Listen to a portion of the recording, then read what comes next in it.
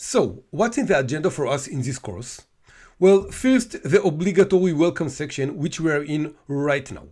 Next, we will have an introduction to ChatGPT.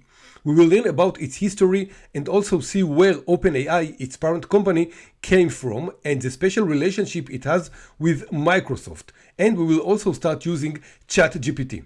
This is important since ChatGPT is the basis of Azure Copilot, and therefore it's important to understand how it works. Then we will learn about Azure Copilot. We will understand what it is, what are its capabilities, some limitations of the tool, and security considerations. And then we will actually start using it.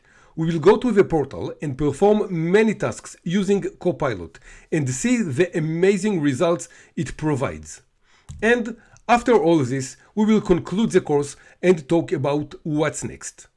Okay, great. So now let's move on.